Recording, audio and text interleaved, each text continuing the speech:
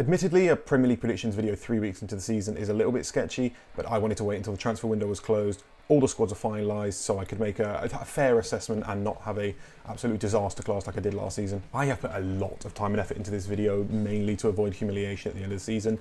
Let's start with Southampton. 3 games into the season, and I think Southampton have looked absolutely hopeless. They signed Ben Brereton Diaz and Cameron Archer to try and solve their goal-scoring woes, but I don't think they'll get 10 goals between them. Even though they got promoted in the playoffs last season, I still think they underperformed in the Championship. They do have a lot of Premier League experience with the likes of Walker Peters, Bednarek, Charlie Taylor. I don't think there's enough quality there. Aaron Ramsdale wanted to move to a club where he'd have more to do, and he will definitely have more to do. I don't think Southampton are good enough. Number 19, Leicester City, and this is why I waited. They've just managed to avoid their PSR charge, which will probably be the difference between 20th and 19th. Well done. Steve Cooper is definitely the manager you want in a relegation battle ahead of Enzo Maresca. Having said that, I still don't think they're good enough. The amount of money being invested by Premier League teams in the last few years is insane, which is why the 3 promoted teams all got relegated last year. They reinvested the Dewsbury Hall money quite well, and while I'm not necessarily saying they need to splash the cash on an entire squad overhaul just to survive in the Premier League, that's kind of exactly what I'm saying. Number 18 is Everton. It's not just the newly promoted teams who can't compete financially anymore. Neither can Everton. They were unable to score many goals last season, so they've signed world-renowned goalscorer Armando Broja to help that. I had them to stay up originally because of their defence, but without Branthwaite they have been awful, and that reliance on Branthwaite has now been exposed. Even when he's back, teams know that now. I don't even think Sean Dyche can save this side. Number 17 is Ipswich Town. I'm going to give it to Ipswich. They've had a really encouraging start to the season. Respectable performances against Liverpool and City, and a very solid point against Fulham. Their transfer window has been magnificent. I would have put them to go down at the start of the season, but they've had the best window in the league. Jacob Greaves, Ben Johnson, Jack Clarke, Sammy Smollix, Calvin Phillips, just to name a few.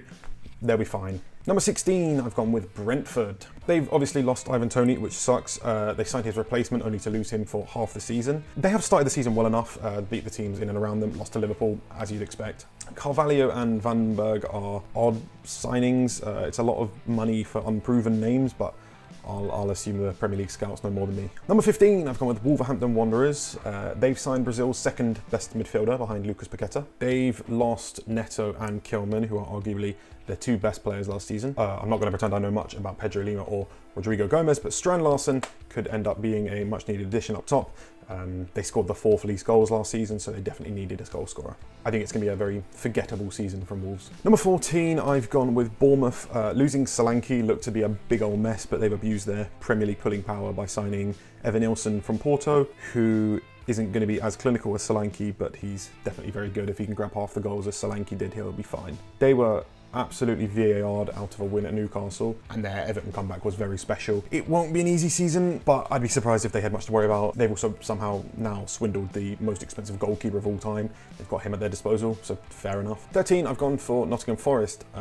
Forest are always a very hard one to call, but they've been less absolutely nuts in their transfer window this year, which is good. Regardless, they have made some very good signings, Moreno and Ward-Prowse namely. Murillo, Gibbs White, Alanga and Hudson-Odoi are all a year more experienced. They've got some exciting talent in that side. Obviously, Danilo is going to be out for a long while now, but they've got a very good squad. They'll do well enough. 12th place, I've got Crystal Palace, and just to be clear, a lot of people had Palace to finish in and around the top 6. I was not one of those people. This is a club who've never finished in the top 10 in the Premier League, ever. They had their new manager bounce purple patch that happened to coincide with their best players returning. Yes, they did well, but I think a purple patch is all it was. They lost their best player in Michael Elise. Kamada and Chalobah I expect to do well, but I think everyone else could be a coin flip. I expect some of their incomings to struggle. 11th place, I've gone for Fulham. Fulham are always a very tough team to predict as well. They've lost their best player in João Palhinha. Emil Smith-Rowe, Anderson and Sanderberger are all relatively risk-free signings, all players with Premier League experience up and down the table. Sessegnon is back, and it'd be nice to see him find his old form after a tough spell at stinky Tottenham. Fulham have now cemented themselves as a very mid-table Premier League side, which, considering just over 2 years ago they were still in the Championship, is a very big well done. 10th place, I've put Chelsea. They're really, really funny. Despite spending the GDP of a small country, which really isn't actually that far off, they still don't have a top striker or goalkeeper. I don't even know where to start with Chelsea. Pochettino to Maresca is a huge downgrade. I solemnly believe that Pochettino only left the club because he knew that top 6 was as good as it was going to get under this ownership. Palmer will do all he can, and I'm looking forward to more fights over who takes penalties. The oldest players in their registered Premier League squad are 26 years old. Cucurella and Nkunku. They're the senior players. That's a mess. In ninth place, and another you absolutely love to see it, I've gone with Manchester United. De Ligt is obviously talented, but he still, to me, feels like an unfinished youngster, and it's hard to justify him as the same quality replacement to Varane. Ugarte in as a successor to Casemiro, but again, it kind of feels like they're just spending big money on players not quite in their prime and hoping it works. It's a strange strategy. Man United do need to stick with the manager eventually, but Ten Hag isn't that. Maybe ninth is too low, but I think that's about where they'll be come the time Erik Ten Hag is sacked mid-season. Trust me. And if he isn't sacked, then that's where they're going to finish anyway. Number 8, I've gone for Newcastle. Newcastle had a very odd transfer window. They did very well on the outgoings. They managed to swindle 70 odd million for Anderson and Minter, but the incomings were underwhelming. 20 million on Vlachodimos, who apparently they didn't want, 100% a PSR thing. 30 million on Lewis Hall, whatever, 10 million on Osula, Lloyd Kelly on a free. It's the richest club in the world who definitely needed some players, and they just didn't sign anyone. They tried and failed with Gahey, but it's surprising. No Europe, Tonali's back. They've not looked great so far. Not investing as much as the teams in and around them. I reckon a mid-season for Newcastle. Number 7, I've gone for West Ham United, completely unbiased. Believe me, I am so excited for Prime Lopetegui Ball. No more defensive football while still conceding the most goals outside the bottom 3 like we did last season. We've scrapped all the deadwood, mostly. We still have Danny Ings. We've improved upon every position, but still kept the first choice players from last year as backup, apart from James Ward-Prowse, which saddens me. Wan-Bissaka is fantastic. Somerville is fantastic. Kilman, I thought we overpaid at 40 million, but he looks to be a bargain. No Europe for the first time in 4 years, so I'm expecting very big things in the league. Brighton in 6th. Brighton perpetually lose their best players. They lose their manager. I always expect them to drop off, and they just don't because they're so incredibly well run under Tony Bloom. They're the most entertaining club in the league. They have a 30-year-old manager. They spent big money on players half their fans haven't heard of, and whatever madness they do, there's method to it, and it always seems to work. So no Europe this season, and with how impressive they've been so far, it's going to be a really good season from them. Also, early prediction, João Pedro is going to have an unbelievable season, like 20 goal involvements good. Come back to this. Number 5, I've gone for our claret and blue rivals, Aston Villa. I'm very envious of Villa. They came up a few years ago. They've just surpassed everyone in the league. They are so good. I hate it. Villa's window was a bit strange. The whole Douglas Luiz saga was odd. They've now improved upon him with Amadou Onana, who looks to be worth every penny so far and more. Diaby left, but oh well. Ian Maatson is obviously a fantastic player, but I do have some reservations on him right now. Philogene is exciting. Barkley's sensible. Squad depth. Illing Jr., Archer, Dobbin don't make much sense to me at all. I'm assuming it's all FFP, PSR, whatever stuff. I also think they'll give a very good account of themselves in the Champions League, but last year I thought they were going to win the conference, so what do I know? Into the Champions League spots, the top 4. Tottenham, attack good, defence bad. Solanke is a much needed Kane replacement. The midfield is still a bit weird.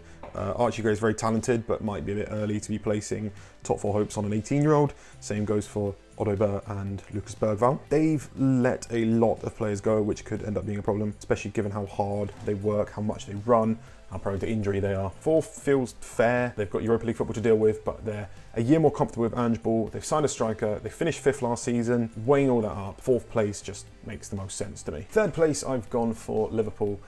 Everything about Liverpool would have had me put them a lot worse off than this. I initially did have them much lower.